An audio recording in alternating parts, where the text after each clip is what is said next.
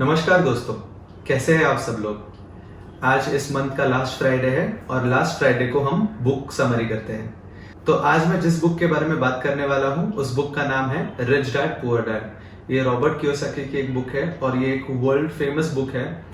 और इसमें से जो मैंने सीखा है मैं आज आपको समराइज करके बताने वाला हूँ।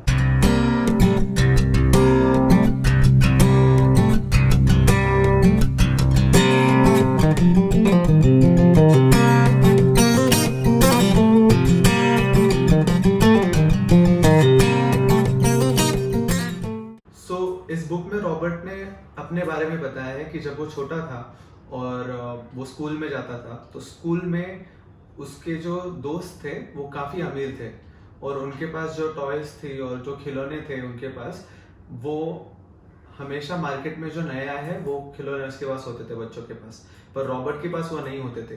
तो इन लोगों में एक डिफरेंस आ गया था क्योंकि इसके जो दोस्त थे ये इसको अलग रखते थे क्योंकि इसके पास सारे खिलौने नहीं होते थे। तो रॉबर्ट ने घर जाके अपने पापा से पूछा कि पापा हाउ टू बी रिच, क्योंकि अगर मैं रिच हूँ तो फिर मेरे पास सारे खिलौने आ जाएंगे और मैं उनके साथ खेल पाऊंगा। तो इस बुक में रॉबर्ट के जो असली पापा है उनको पुअर डैड कहा है। सो जब रॉबर्ट ने ये सवाल पूछा तो उसके पापा ने कहा कि बेटा अपना दिमाग चलाओ, अच्छा पढ़ाई करो, अच्छी डिग्री लो, अच्छे कंपनी में जॉब करो और तुम रिच बन जाओगे। और एक इसमें जो शख्स है जिसे हमने रिच डैड कहा है, ये रॉबर्ट का एक्चुअली एक दोस्त है माइक, जिसके पापा को ये रिच डैड बोलता था। और रिच डैड का फिलोसॉफी पुअर डैड की फिलोसॉफी से एकदम अपोजिट था। तो रॉबर्ट ने डिसाइड किया रिच डैड को फॉलो करना और रॉबर्ट उनकी फिलोसॉफीज को यूज करके खुद भी सफल रहा। अब इस बुक से मैंने क्या सीखा है मैं आपको बताता हूँ। सबसे पहली बात जो हमने सीखी है इस बुक से वो ये है कि rich people buy asset, poor people buy liabilities that they think are assets। जो अमीर लोग होते हैं वो assets खरीदते हैं और जो पुअर लोग होते हैं वो liabilities खरीदते हैं जो उन्हें लगता है कि assets है। इसका एक सबसे सिंपल एग्जाम्पल है अपना घर। सब लोगों को लगता है कि जिस घर में हम रहते हैं वो मेरी सबसे बड़ी एसेट है, बट मेरे दोस्त आप गलत हो। घर एक लाइबिलिटी होती है। चलो हम एक स्मॉल टेस्ट करते हैं और उससे हमें समझ में आ जाएगा कि आपको लाइबिलिटी और एसेट इसका डिफरेंस पता है या नहीं, क्योंकि इस बुक का जो मेन एजेंडा है वो आप लोगों को इस टेस्ट से क्लियर हो जाएगा। तो अगर हम कोई नया फोन खरीदते हैं, लोगों को आईफोन चाहिए या OnePlus का लेटेस्ट फोन चाहिए या कोई भी नया फोन खरीदते हैं, तो क्या वो एक एसेट बनता है या लाइबिलिटी बनता है? अगर हम एक नई कार खरीदते हैं तो वो कार हमारी एसेट है या लाइबिलिटी है? हम किसी कंपनी के शेयर्स खरीदते हैं या बॉन्ड्स खरीदते हैं तो क्या ये एसेट है या लाइबिलिटी है? और जिस घर में हम रहते हैं वो घर अगर हम खरीद लेते हैं तो क्या वो एसेट है या लाइबिलिटी है? तो अगर हम देखते हैं तो फोन एसेट नहीं है, लाइबिलिटी है। कार एसेट नहीं है, लाइबिलिटी है। स्टॉक्स एंड बॉन्ड्स एसेट है और घर लाइबिलिटी है। क्या आपको भी चारों आंसर्स करेक्ट आए? अगर आपको चारों आंसर्स करेक्ट आए हैं तो आपको एसेट और लाइबिलिटी का डिफरेंस पता है। आई होप आपको इस एग्जाम्पल से समझ गया होगा कि एसेट क्या है, लाइबिलिटी क्या है, पर मैं आपको उसका एक सिंपल डेफिनेशन भी देता हूं। एसेट वो चीज होती है जो आपके पॉकेट में पैसा लाती है और लाइबिलिटी वो चीज होती है जो आपके पॉकेट से पैसा निकालती है। So assets is something that adds money to your pocket, liabilities are something that takes away money out of your pocket।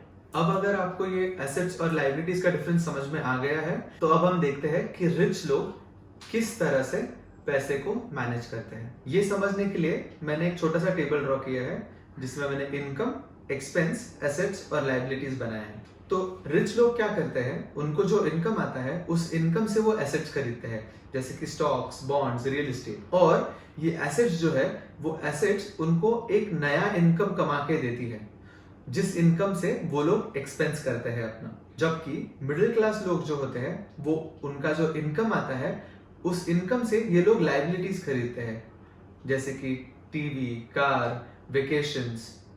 इन सब से आपको लगेगा या आपके आजू बाजू के लोगों को लगेगा कि आप रिच हो, बट ये आपको सही मायने में कभी भी रिच नहीं बनाएगी, क्योंकि आपका सारा पैसा लाइबिलिटीज वाले कॉलम में जा रहा है, मतलब वो सारे आपके एक्सपेंसेस हो रहे हैं। और मैंने आपको बोला था कि liabilities take money out of your pocket, आपके पॉकेट से पैसा वो बाहर निकालती है।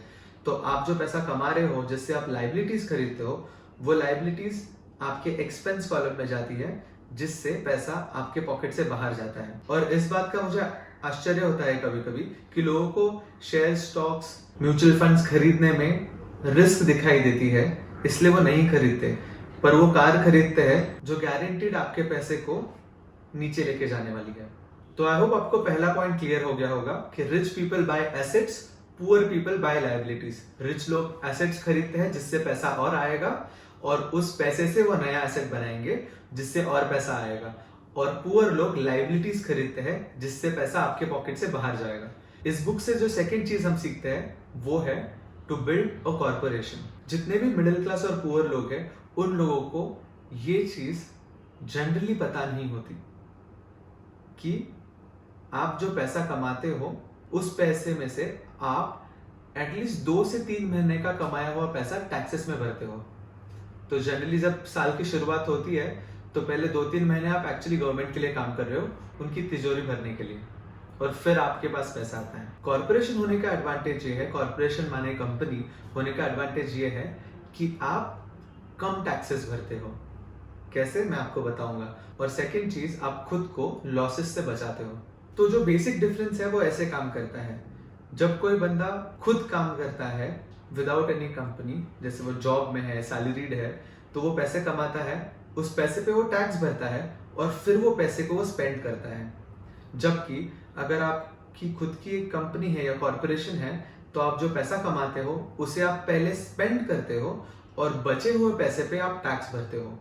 ये एक मेजर डिफरेंस हो जाता है, जिसके वजह से आपको हमेशा एज अ कंपनी ज्यादा फायदा होता है एक इंडिविजुअल के मुकाबले। जो तीसरी चीज इस बुक से मैंने सीखी है वो है stop focusing on the income, focus on the assets. Income की तरफ फोकस करना नहीं है, हमें एसेट्स की तरफ फोकस करना है। जैसे कि मैंने आपको कहा था कि जब रॉबर्ट ने अपने पापा को पूछा था कि रिच कैसे बनना है, तो पापा ने बोला था कि बेटा पढ़ाई करो, अच्छे मार्क्स लाओ, अच्छी डिग्री लो और अच्छी कंपनी में एक सेफ एंड सिक्योर जॉब ले लो, आपको पैसा आते रहेगा और आप रिच बनोगे। जबकि रिच डैड का कहना था कि आप पढ़ाई करो, अच्छे मार्क्स लाओ, अच्छी डिग्री लो, पर अच्छी कंपनी खरीदने के लिए, ना कि वहां जाके काम करने के लिए। तो ये एक स्विच ऑफ थॉट जो है वो हमें ये बताता है कि आपको इनकम के ऊपर फोकस नहीं करना है, एसेट्स के ऊपर फोकस करना है। क्योंकि अगर आप एसेट्स के ऊपर फोकस करोगे तो वो एसेट्स आपको एक नया इनकम लाके देगी, और वो नया इनकम आपको नए एसेट्स खरीदने के लिए मदद करेगी। क्योंकि जनरली कैसे होता है कि जब एक बंदा ऑफिस में काम कर रहा है या जॉब कर रहा है और उसका अगर प्रमोशन नहीं होता है, उसकी अगर सैलरी कट हो जाती है, तो वो खुद को ब्लेम करता है कि ये मेरे वजह से हुआ है, और वो खुद को ब्लेम करके डिप्रेशन में चला जाता है।